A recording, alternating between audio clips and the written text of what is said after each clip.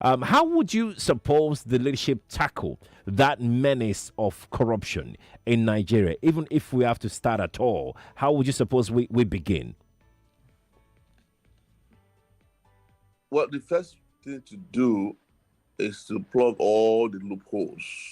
And when I mean loopholes, because I know people hear this all the time, is to ensure that we put in place structures, institutions, and tools that prevents people from stealing. And when I say this, in our own case, we need to digitize our system in such a way that we get rid of the use of paper, both physical paper and paper money.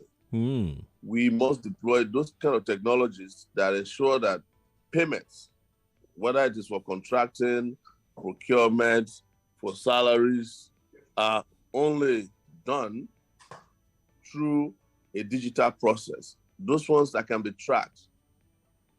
So these technologies, like blockchain technology, are very, very much available these days to use for stopping the loopholes that I'm talking about. I'm not talking about loopholes that you need to physically go there and get.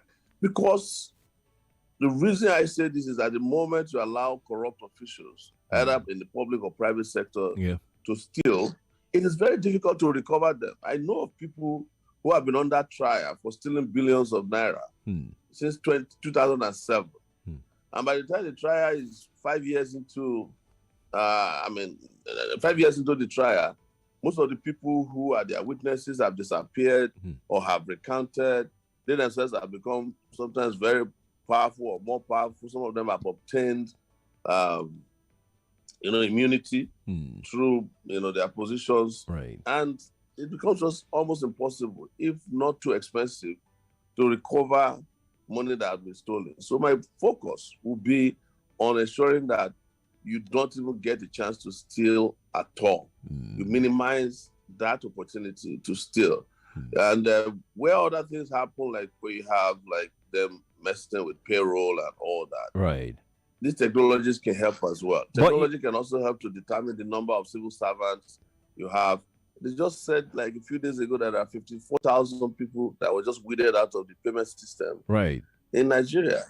How do you pay, why did it take so long to find out that 54,000 people don't even exist and you are paying them on a monthly basis?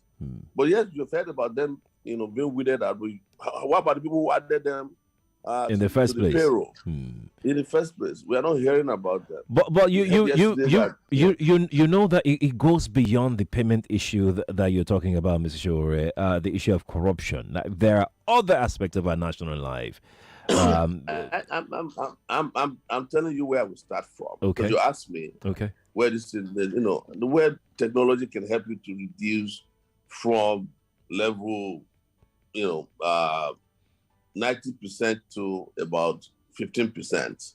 That's what I'm telling you. Most of the stealing that are done directly from the system without any trace. Right. I'm saying that I'll create a system that, allow us to find footprints in the system. If you tamper with the system, we'll be able to detect who did what.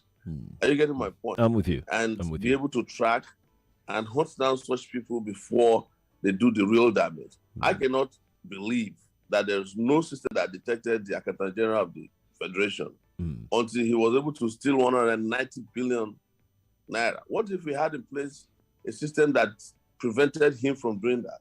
Would it not have been better than now having to celebrate the fact that he made the biggest haul from the Federation account? Let's talk about. I'm not saying that other things don't exist. Because of course, we have we have plans for enforcement, and also we have plans for crime and punishment. And I also believe very strongly that part of the way to ensure deterrence is to do what we did to Abacha to all our former leaders. What's that? They have to keep sending us money back from the ATM long after they have left office. Anybody found to have stolen billions of dollars should be made to return them. It's compulsory. Okay. We have done it successfully to Abacha.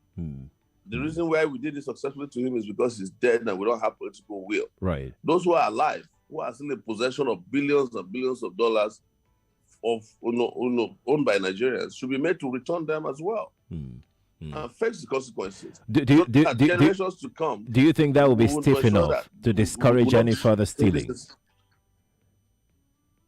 Well, any kind of action that we take to act as a deterrent, must be done, including ensuring that anybody that is found to have stolen money in this country, whether they are former head of state or former head of service, are stripped of any titles that they have ever been given. And, we should create a Hall of Fame for, corrupt people in this country. But those ones are symbolic. I don't want to go in the direction of spending too much time on symbolism, because then you have people who will go to courts and get judges to say, you have no right to do such things. The goal for me is to stop these people from stealing, stop the bleeding first and foremost, and go after the most important or the biggest agencies that are responsible for the worst corruption happening in Nigeria, from the presidency to whomever is responsible. Because corruption costs us a lot every year.